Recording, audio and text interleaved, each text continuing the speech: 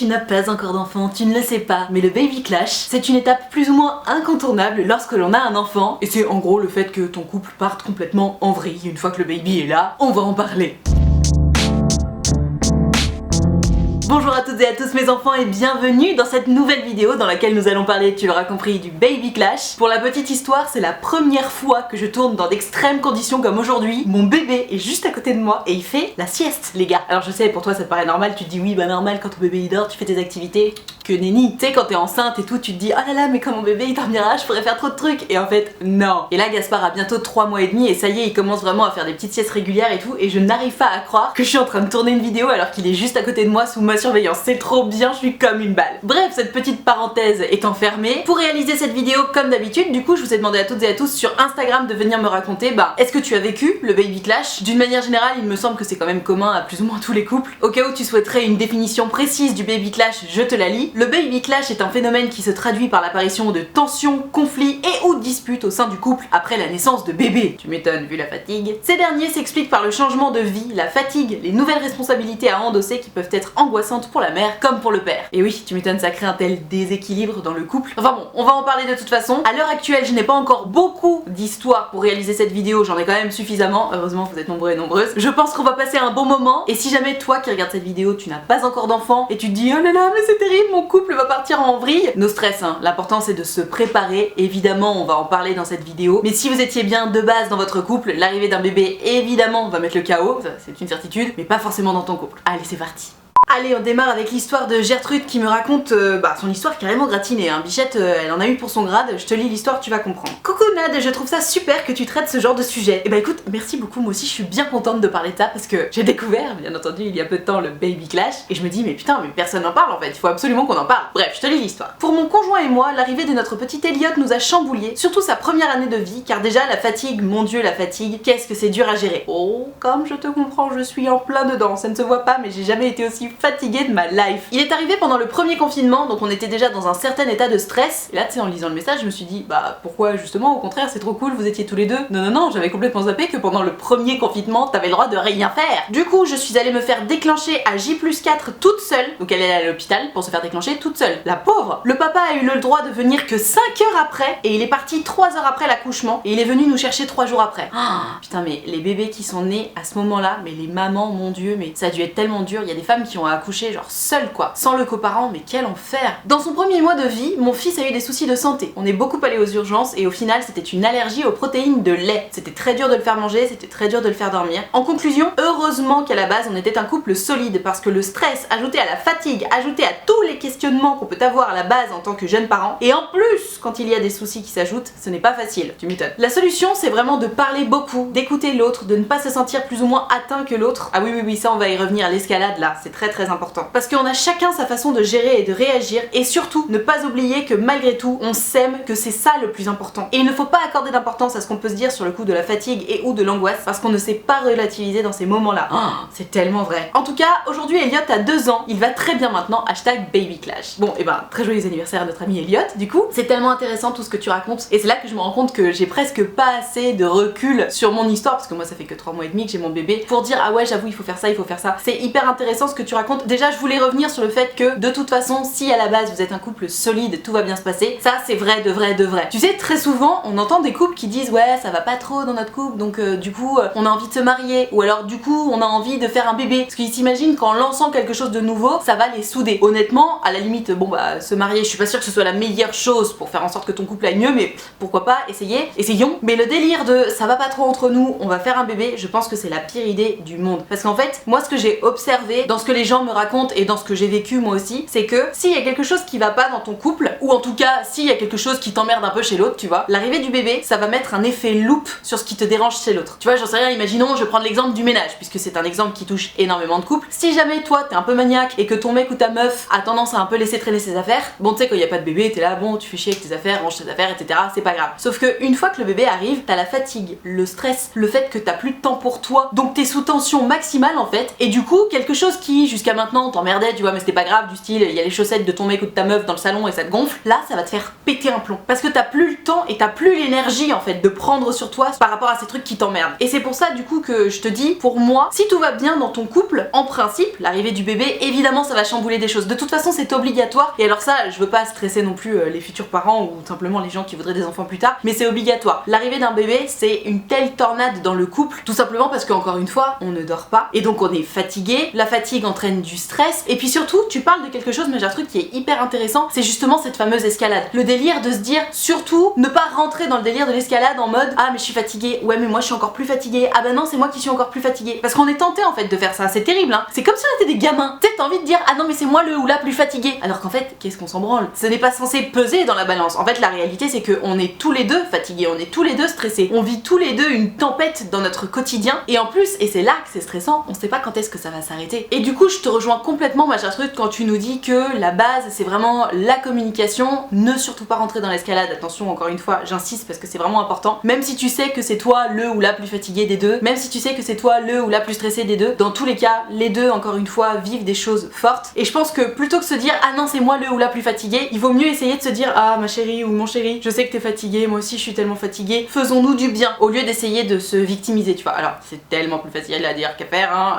I've been there, mais voilà, autant que faire se peut, ne pas rentrer dans l'escalade. Et quand tu dis ma Gertrude, c'est très pertinent hein, ça peut paraître évident, mais ne pas oublier que malgré tout on s'aime et que c'est ça le plus important. Wow, c'est tellement vrai. N'oublions pas que si le baby il est là, c'est parce qu'on s'aime au départ. Alors ça peut être une surprise, une bonne surprise du coup, mais dans tous les cas si le baby est là, c'est qu'on a décidé de le garder ou alors qu'on a décidé de se chauffer pour en faire un. Et quoi qu'il en soit, c'est le fruit de l'amour, c'est le fruit de votre amour. Donc si le baby est là, c'est que de base on s'aime, et il faut pas oublier ça, et il faut surtout pas oublier de le mettre au premier plan. C'est de l'amour tout ça. Si on est si fatigué, c'est parce qu'il y a une tempête d'amour aussi qui nous arrive dessus, qui nous fatigue énormément, qui prend beaucoup d'énergie, qui prend beaucoup de temps, mais c'est une tempête d'amour et ça faut surtout pas l'oublier. Maintenant, il y a aussi des couples qui, malgré tout ça, la communication etc, ne s'en sortent pas. Je sais pas si on va pouvoir avoir un témoignage en ce sens. Dans tous les cas, passons à l'histoire suivante, histoire de développer encore un peu plus ce propos. L'histoire de Gertrude, je la trouve hyper réconfortante. Tu vas me dire ce que t'en penses, mais moi ça me fait trop du bien de lire ce qu'elle dit. Je te la lis et puis tu me dis en commentaire ce que t'en penses. Hello Nad, les 2 premiers mois chez nous, il y avait pas mal de tensions dues à la fatigue, à la répartition des tâches, le couple qui passe au second plan, etc. Et alors on parle de répartition des tâches parce que si jamais t'as pas d'enfant, je te le dis, parce que c'est vrai qu'on se rend pas compte quand on n'a pas encore d'enfant. Une fois que t'as ton baby, c'est ouf à quel point il y a plus de trucs à faire. Parce que tu dois t'occuper de ta life, ton mec ou ta meuf doit aussi s'occuper de sa life, mais il faut aussi s'occuper de la life du baby. Et en fait, il y a trop de trucs à faire. Il n'y a pas que les couches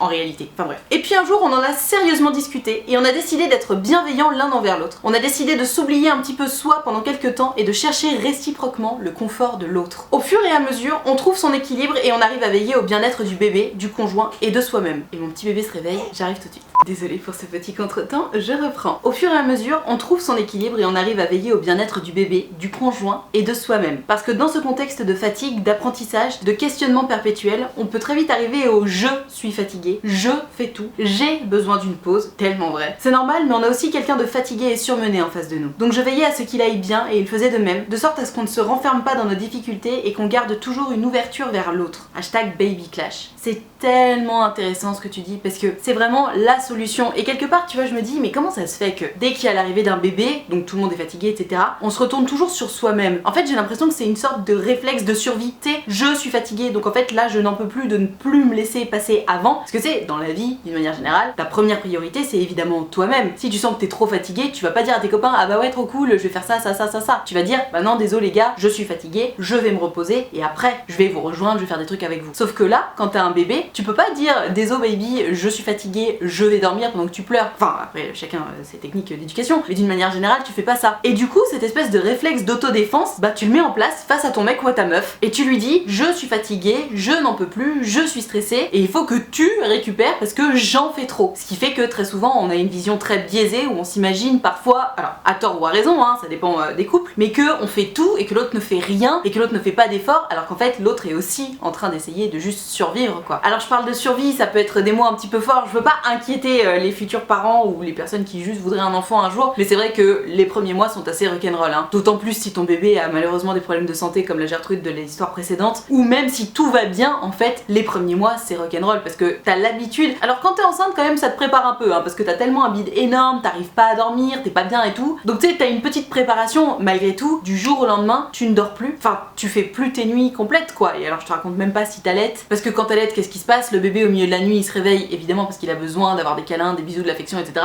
Mais aussi parce qu'il a la dalle. Et si comme moi par exemple tu n'aimes pas trop tirer ton lait ou que ça t'emmerde ou que c'est juste pas une solution pour toi, tu te retrouves à faire toutes les nuits et donc tu es fatigué. Ce qui fait que donc pour en revenir à ce que je disais, tu ne dors plus du jour au lendemain. Et d'ailleurs du jour au lendemain tu n'as plus de moment seul avec ton mec ou ta meuf. Parce que du jour au lendemain t'as ce petit être que tu ne connais pas encore en fait, hein, que tu vas apprendre à connaître mais que tu ne connais pas, qui va te demander tout ton temps et toute ton énergie. Moi je me souviens avec Bae, au tout début, je crois les 3 premières semaines, on n'a pas réussi à manger une seule fois ensemble. Et genre la première fois qu'on a réussi à se croiser pour manger mes 3 bouchées ensemble, on s'est dit oh là là mais c'est trop ouf, genre on mange ensemble quoi. Et ça passe vite hein, je te rassure, là ça y est maintenant on a trouvé notre rythme avec le bébé en fait hein, évidemment. Et maintenant évidemment on arrive à manger ensemble et tout. Mais c'est vrai qu'au début tu sais tellement pas comment faire, c'est hyper déroutant en fait hein. Vraiment c'est quelque chose l'arrivée du bébé. Et donc c'est pour ça que quand Gertrude elle dit qu'ils en ont sérieusement discuté, qu'ils ont décidé d'être bienveillants l'un envers l'autre et juste de s'oublier un peu soi et d'essayer de faire en sorte que l'autre se sente bien, et ben je trouve que c'est vachement malin honnêtement. Parce que en réalité, comme on le disait tout à l'heure, le souci dans ces moments-là c'est que par réflexe de survie finalement on est en mode putain je vais pas bien donc je dois trouver une solution pour mon problème, en oubliant finalement que l'autre aussi est dans le même bateau que toi. J'ai le sentiment que c'est ça le souci, on oublie qu'on est dans le même bateau parce qu'on est tellement centré sur soi-même, puisqu'on n'a plus aucune occasion de se centrer sur soi-même, on se centre sur soi-même sur ce point-là alors que c'est le pire point sur lequel se centrer soi-même. Alors après peut-être que d'ici quelques mois, quelques années je penserai tout à fait différemment, mais il me semble que c'est ça le souci de départ. Et quand Gertrude elle dit que finalement on décide de s'oublier soi-même, donc on oublie les je suis fatiguée, je suis stressée nanana, et on essaie simplement d'aider l'autre, mais si les deux le font réellement, parce qu'attention hein, ça ne fonctionne que si les deux le font réellement, sincèrement et sérieusement, bah c'est trop malin. J'allais dire au final t'oublies que t'es fatigué, non tu n'oublieras jamais que t'es fatigué, mais au final ce qui compte c'est de se sentir soutenu par l'autre dans ces moments là, parce que on est dans la même galère hein, finalement. Au départ c'est une galère, ça se transforme rapidement en bateau de croisière j'espère, mais au départ c'est une galère. Et du coup ok t'es fatigué, ok tu te sens stressé et tout, mais comme tu sens que l'autre est là pour toi et qu'il ou elle te soutient, je pense que ça doit être une très très bonne façon finalement d'éviter le baby clash. Donc merci pour ce message que je trouve très apaisant ma Gertrude, et on passe au témoignage suivant.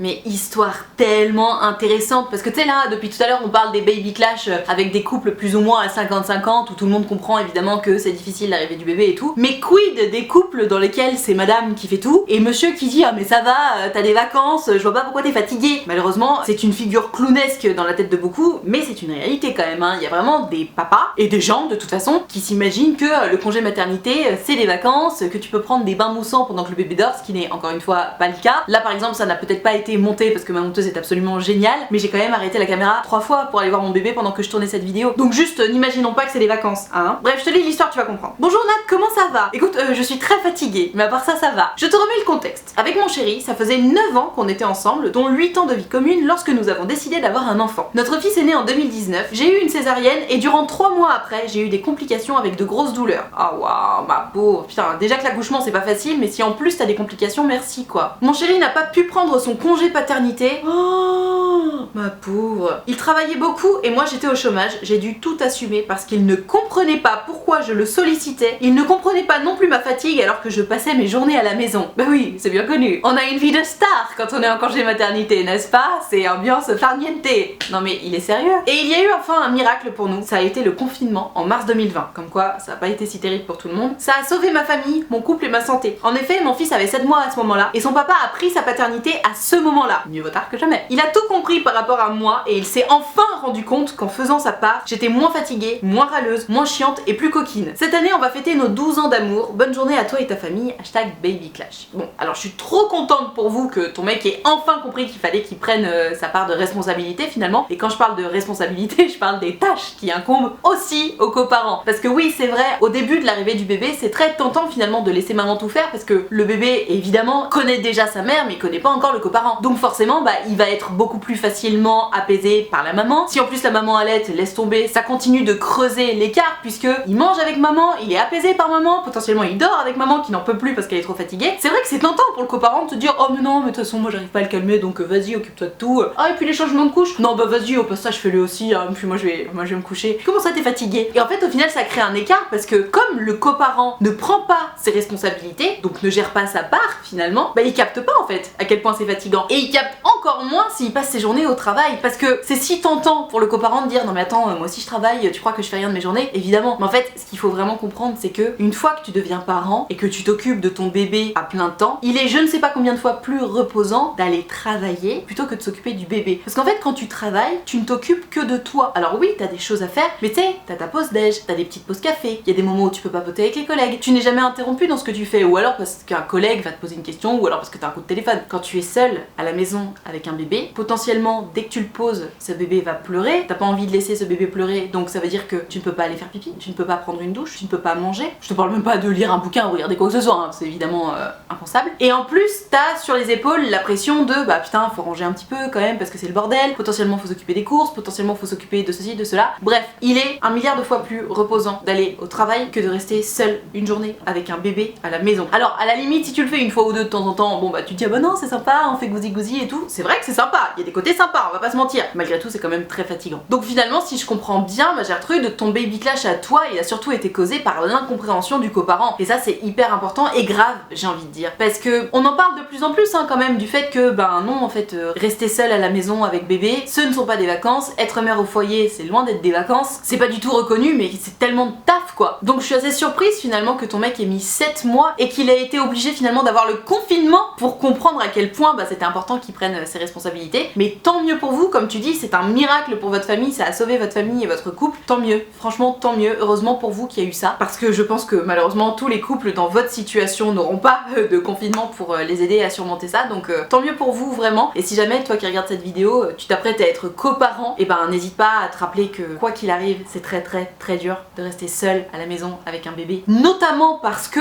la personne qui a accouché, au-delà de devoir s'occuper du bébé, doit gérer aussi les séquelles sur son propre corps. Là Gertrude elle en parle parce qu'elle a eu une césarienne, mais ce n'est pas l'apanage des personnes qui ont eu une césarienne. Même si jamais tu fais un accouchement par voie basse, et même s'il n'y a pas de déchirure, et même si tout se passe bien, tu dois quand même gérer l'évolution de ton corps aussi. Et déjà ton corps est crevé, parce que ça fait 9 mois que tu fabriques un bébé et en plus t'es passé par l'accouchement. Bon potentiellement t'as des points de suture, des trucs, des machins, des complications, je te raconte même pas. T'as aussi ce qu'on appelle les tranchées, où tu sais, tu perds du sang pendant potentiellement plus ou moins un mois. Donc c'est comme si t'avais tes règles tout le temps pendant un mois. Bon c'est pas évident, t'as mal au sein parce que t'as la montée de lait, t'es fatigué évidemment, je l'ai dit. Tu dois aussi gérer avec le baby blues, éventuellement la dépression postpartum, les nuits du bébé, enfin ça fait beaucoup de choses en fait à gérer. D'autant plus que, rappelons-le, des pleurs de bébé c'est particulièrement strident, stressant et agaçant, il faut le dire. Enfin agaçant non c'est pas le terme mais c'est énervant littéralement parce que tu te dis putain je sais pas quoi faire, c'est stressant quoi. Donc voilà, ne sous-estimons surtout jamais, au grand jamais, le parent qui reste à la maison à s'occuper de bébé, et encore moins quand c'est le parent qui a donné naissance au bébé, parce que il se passe tellement de choses déjà, et c'est l'objet de cette vidéo, dans le couple etc et dans ta vie, mais aussi dans le corps de la personne qui a donné naissance. Et rappelons-le hein, la dépression postpartum ça peut apparaître jusqu'à 2 ans postpartum je crois, je veux pas dire une connerie mais vraiment il faut être vigilant pendant tout ce temps là parce que ça peut arriver. Donc voilà, prenons soin des personnes qui ont accouché, qui s'occupent des bébés à la maison, et ne sous-estimons jamais, au grand jamais, la difficulté de ce travail là parce que c'est un putain de travail. On enchaîne avec Gertrude qui met clairement le doigt sur ce que je disais en début de vidéo, tu sais le délire des petits détails qui au départ te gênaient pas trop et bam, quand il y a le bébé qui arrive ça fait l'effet loupe. Je te lis son histoire, tu vas comprendre. Hello Nad, ici j'ai la chance d'avoir un papa hyper engagé dans sa paternité. Alors c'est pas censé être une chance, c'est censé être la normalité, mais bon, admettons. Mais clairement, les premiers mois de l'arrivée de notre bébé ont été très durs pour notre couple, tu m'étonnes. Pour la faire courte, tous les petits défauts que nous avons chacun et chacune et qui finalement ne nous gênaient pas dans notre quotidien avant bébé deviennent un réel point d'échauffement. Les lessives pas proactivement lancées. Proactivement lancées, c'est-à-dire vider le lave-vaisselle, faire à manger, tout m'agacer au plus haut point. Comme je te comprends, on revient toujours sur le ménage, hein, c'est terrible. Et d'ailleurs, j'en ai parlé justement dans une story Instagram et je disais ah là là, j'arrive pas à lâcher sur le ménage et tout. Et il y a trop de gens qui m'ont dit mais Nad, prends une femme de ménage. Mais en fait, quand je parle de ménage, oui, ok, effectivement, il y a les sols et tout. Bon, ça, tu prends une femme de ménage, c'est très bien. Mais il y a aussi ranger, tu sais, et tu peux pas avoir une femme de ménage tous les jours. Enfin, en tout cas pour ma part, je n'ai pas les moyens. Le pompon de ce que je ne supportais pas, c'était les je suis crevée, les fesses posées sur le canapé alors que je courais pour faire les lessives, ranger l'appart, etc.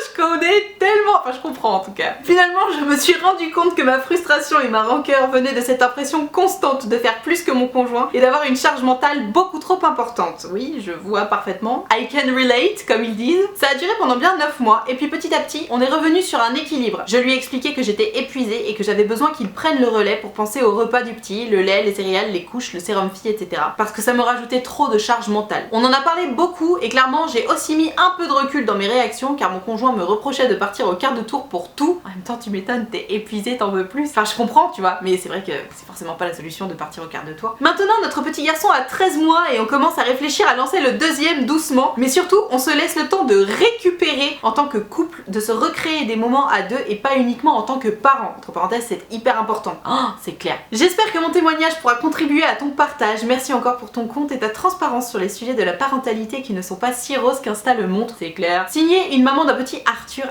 #babyclash. Et ben merci ma Gertrude, maman d'un petit Arthur, pour ton histoire parce que pour le coup, je pense que c'est l'histoire qui personnellement me touche le plus, me parle le plus parce que je pense que ça ressemble le plus à ce que moi je vis. Je suis pas là pour parler de mon expérience à moi, mais c'est intéressant et rassurant en fait que tu dises que même si ça dure un petit moment, au bout d'un moment les choses s'apaisent et tout. Et tu vois, quand tu me dis que vous en êtes déjà à penser à faire le deuxième, je me dis mais vous êtes fous! Parce que moi tu sais, dans ma vie personnelle, l'arrivée de ce bébé ça a été une telle tempête. Tu sais, tout le monde te dit ah mais non mais tu verras, mais t'oublies et tout. Moi je vous jure, je crois que ça faisait 2 ou 3 semaines que j'avais mon bébé et je me souviens il devait être 3 ou 4 heures du matin et j'étais en train de faire les 100 pas dans l'appartement pour le calmer et je me suis vraiment dit jamais j'oublierai, jamais.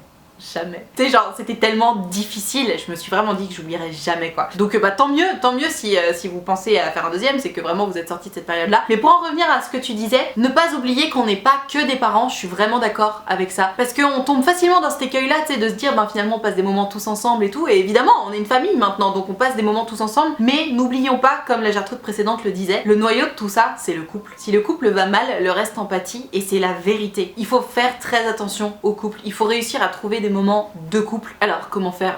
Chacun se démerde, mais il faut trouver ces moments là parce qu'effectivement c'est la base de la base. Et tu vois c'est vraiment intéressant quand tu dis que vous en avez beaucoup parlé, qu'aujourd'hui ça va mieux et tout, mais que quand même toi aussi t'as mis un peu d'eau dans ton vin pour prendre un peu du recul sur tes réactions. Je pense que c'est absolument essentiel parce que souvent il me semble, hein, pour avoir discuté avec beaucoup d'autres femmes qui viennent d'avoir des enfants, en tant que maman qui reste à la maison et qui du coup ben gère un peu le foyer et le bébé pendant que le papa potentiellement est reparti ou le coparent est reparti travailler, on a l'impression de tout faire et parfois c'est pas qu'une impression, on a une charge mentale énorme et on a beaucoup de mal à mettre un peu d'eau dans son vin, on a beaucoup de mal à prendre du recul. C'est aussi ce que je disais sur Insta, que j'arrive pas pour ma part hein, à lâcher sur les tâches ménagères. J'ai toujours envie que ce soit rangé chez moi parce que si c'est pas rangé, bah je me sens pas bien en fait. Tu sais moi j'ai grandi, on m'a toujours dit ton intérieur chez toi, donc à l'époque c'était ma chambre mais aujourd'hui c'est chez moi, reflète ce qui se passe dans ta tête. Et c'est vrai, honnêtement, si chez moi c'est le bordel dans ma tête. Et si chez moi c'est rangé, bah c'est bien dans ma tête. Genre c'est juste comme ça, je vis comme ça quoi. Et du coup j'ai vraiment du mal à lâcher par rapport à ça. Et tu vois ça me parle beaucoup quand tu me dis que toi aussi t'as appris à prendre un peu de recul par rapport à tes réactions et tout, parce que je me dis ok waouh, ça veut dire que potentiellement il faut travailler là-dessus aussi et c'est vraiment pas facile tu vois. Et c'est dans ce sens là aussi qu'on peut se dire que l'arrivée d'un bébé c'est une tempête, parce que même sur ces choses là où tu te dis bon bah finalement garder son intérieur rangé, après tout si tu ranges bien derrière toi à chaque fois c'est faisable, bah en fait non, pas forcément, parce que encore une fois quand tu dois t'occuper de ton bébé tu ne peux rien faire de A à Z d'un seul coup, ou alors vraiment t'as du pot tu vois. Typiquement tout à l'heure je t'ai dit que j'avais déjà coupé la caméra 4 fois pour aller voir mon bébé, entre le moment où je t'ai dit ça et maintenant je l'ai encore coupé 2 fois. Quand t'as un bébé et que tu veux faire une tâche, tu es perpétuellement coupé parce que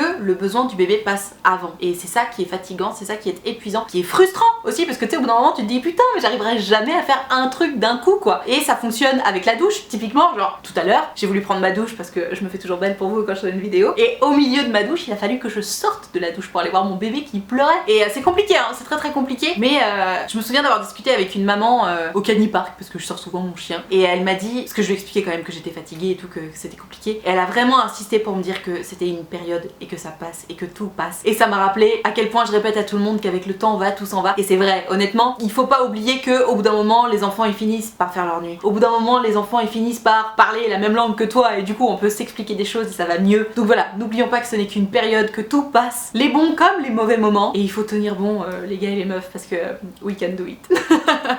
C'est vraiment intéressant parce qu'à chaque fois ce qui revient c'est 1. Le coparent ne se rend pas compte de la charge mentale que c'est en tant que maman d'avoir un bébé, et 2. Moi en tant que maman il faut vraiment que j'apprenne à lâcher prise. C'est ouf, je te lis l'histoire, tu vas comprendre. C'est Gertrude qui pour le coup est en plein dans la tempête. Hello Nad, nous à la maison c'est très tendu depuis l'arrivée de bébé. C'est un super papa mais l'entente n'est plus du tout au rendez-vous. On ne s'entend plus sur rien, on se dispute beaucoup, la communication n'est plus du tout à l'ordre du jour. Je ne généralise pas mais certains papas ne se rendent pas compte de la charge mentale que c'est de penser à bébé, à la maison et à soi-même. Le mien est dans l'incompréhension totale et ça me met hors de moi. I can relate. Aujourd'hui notre petit fait ses nuits, il a 5 mois et malgré que le sommeil soit désormais présent, c'est toujours l'incompréhension entre nous. Nous étions beaucoup dans la communication et aujourd'hui plus du tout. Je me dis que c'est une phase, que ça va passer. Si c'était si simple, je dirais qu'il faut privilégier le plus des moments possibles en couple, prendre du temps rien qu'à deux si c'est possible, et nous en tant que maman, lâcher prise sur cette foutue charge mentale. Mais avec des si on referait le monde. Belle journée à toi, bonne continuation, bisous, signé. Alors elle me donne son prénom que je ne donnerai pas, donc signé Gertrude.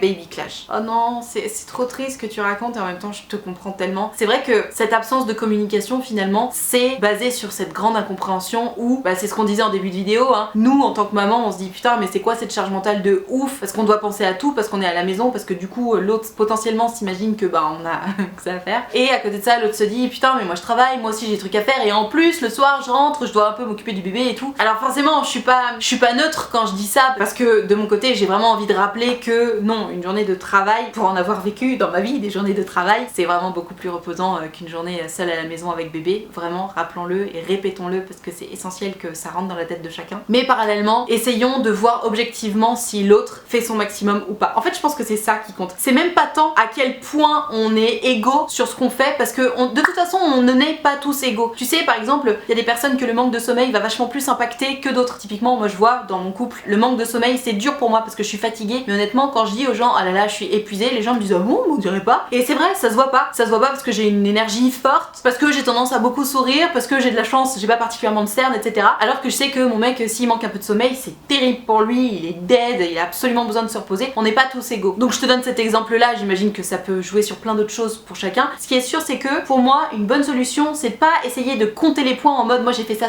et toi t'en as fait moins donc ça veut dire que je suis plus fatiguée que toi. Je pense qu'il faut vraiment se rendre compte de est-ce que tu fais ton maximum, oui ou non. Et si l'autre fait son maximum, essayez peut-être de lâcher prise là-dessus. Peut-être que c'est un bon nouveau point de vue pour essayer de voir les choses un petit peu différemment, parce que c'est vrai que si on compte vraiment les points en mode j'ai fait ça, toi t'as fait ça, et qu'on se rend compte que le déséquilibre est grand, forcément on en veut à l'autre et l'autre dit ah non mais je fais de mon mieux et on se comprend pas. Alors que si on part directement du principe de est-ce que tu fais ton mieux, oui ou non, parce que ça tu le sens, tu le vois, tu sais tu connais ton mec ou ta meuf, tu sais s'il ou elle fait de son max ou pas, tu sais s'il se garde une petite réserve de tranquille ou pas. Et donc partez de ce principe là, ok on n'est pas égaux, ok j'ai peut-être plus de charge mentale que toi, ou ok t'as peut-être plus de charge mentale que moi, mais je fais de mon mieux, je fais mon maximum, je fais tout ce que je peux pour prendre un maximum de responsabilité. Et si c'est le cas je pense qu'on peut essayer au maximum d'apaiser les choses entre soi, dans le couple je veux dire, parce que retenons ça en fait, c'est une obligation de moyens et pas de résultats. On fait ce qu'on peut, et évidemment le coparent qui part travailler ne peut pas en faire autant à la maison que la personne qui reste à la maison, c'est une certitude. Mais est-ce que le coparent en rentrant du boulot prend son petit moment en mode oh c'est bon moi j'ai travaillé, ou est-ce que justement le coparent a conscience que toi t'es éclaté et du coup te récupère le bébé en mode non mais t'inquiète pas, vas-y prends quelques minutes pour toi, je sais que tu l'as eu toute la journée, moi c'est bon, j'ai eu un peu de temps pour moi, donc vas-y, enfin tu vois, je pense que c'est un très très bon point de recherche pour essayer d'améliorer les choses dans le couple. Est-ce que tu fais de ton mieux? Est-ce que je fais de mon mieux? Est-ce qu'on donne le max, oui ou non? Et si la réponse est non, essayez de travailler là-dessus, et si la réponse est oui, essayez de se détendre un peu en étant le plus tolérant possible en fait, parce que c'est ça aussi je pense la clé de la réussite, c'est la tolérance. On n'est pas égaux, on fait notre max tous les deux et on va passer à travers ça, parce qu'effectivement c'est une période, même si tu vois là dans ce que tu me racontes Gertrude, tu m'expliques que finalement le papa se rend pas du tout compte d'à quel point t'as de la charge mentale etc. Alors est-ce que tu fais de ton maximum etc. Je viens d'en parler pendant 5 minutes, oui c'est important, malgré tout il faut quand même que l'autre comprenne à quel point c'est dur. Et attention ça va dans les deux sens parce que potentiellement le coparent qui part travailler, ça le fait trop chier de pas voir son bébé toute la journée. Tu sais toi tu passes tout ton temps avec le bébé, donc tu apprends à mieux le ou la connaître et tout, vous avez un lien très très fort. À côté de ça le coparent, oui ok il a plus de temps pour lui tout seul etc. Il a moins de charge mentale, mais le lien est moins fort etc. Donc il faut se rendre compte des points positifs et négatifs de chaque personne, mais dans tous les cas il faut impérativement que l'un et l'autre se rendent compte des points positifs et des points négatifs de chacun. Parce que là si tu me dis que tu te sens pas du tout comprise par ton mec, que en gros il s'imagine que c'est farniente pour toi, vous trouverez jamais un terrain d'entente, parce que toi tu vas te dire putain je fais tout ce que je peux, il se rend même pas compte, il a l'impression que je me fais bronzette, et que lui il travaille comme un malade alors que moi j'ai l'impression que c'est tout à fait l'inverse, et donc finalement tu vois on tourne dans un cercle hyper vicieux qui est pas bon du tout. Donc prenons vraiment le temps d'avoir cette conversation de non je ne me fais fais pas dorer la pilule toute la journée, je travaille comme un ou une acharnée, et que ce soit pour le coparent qui travaille ou que ce soit pour la personne qui reste à la maison et qui s'occupe du bébé. N'oublions pas ces choses là parce que c'est hyper important en fait. Voilà, je vais m'arrêter là pour cette vidéo sur le baby clash. J'ai eu énormément de mal à la tourner avec mon baby qui a pleuré. J'ai coupé énormément de fois la caméra ou parfois ça tombait entre les questions. Mais en tout cas, sache que j'ai donné tout ce que je pouvais pour tourner cette vidéo et le papa aussi parce que il était avec le baby pendant ce temps-là. Si tu as aimé cette vidéo, n'hésite pas à mettre un pouce bleu. Si tu as envie de partager ton expérience, n'hésite pas à la raconter dans les commentaires. On a la chance ici d'être une communauté très bienveillante et donc si tu racontes ce qui se passe pour toi, je pense que tu auras des oreilles attentives ou en tout cas des claviers attentifs. Bref, je disais n'hésite pas à mettre un petit pouce bleu si tu veux, n'hésite pas à t'abonner à cette chaîne YouTube si tu le souhaites. La prochaine vidéo attention et non rediffusion de live Twitch arrive samedi prochain à midi. Si tu veux me suivre sur Instagram tu peux, @nadrichard pour parler d'histoire d'amour, @maman.nad pour parler d'histoire de maman du coup. Au cas où tu ne le saurais pas encore, tous les lundis et mercredis je fais des lives Twitch de 19h30 à 21h30. On y parle d'amour, de séduction, d'amitié, de sexualité mais aussi de parentalité, donc tu es le ou la bienvenue. On a la chance entre guillemets de ne pas encore être trop nombreux, du coup chacun peut vraiment avoir son mot à dire et tout, c'est hyper sympa. Enfin en tout cas moi je passe des très bons moments sur les live Twitch. Ils sont également en rediffusion sur ma chaîne tous les mardis et jeudis à 18h. Si tu souhaites venir rejoindre les abonnés de Diamant, n'hésite pas, c'est l'option de souscription payante à ma chaîne YouTube. Le lien est dans la barre de description. De toute façon quoi que tu recherches, les liens sont dans la barre de description. Et cette outro commence à être longue, il ne me reste donc plus qu'à te remercier infiniment d'avoir suivi cette vidéo en entier et moi en attendant la prochaine vidéo, je te fais de très gros bisous. Ciao.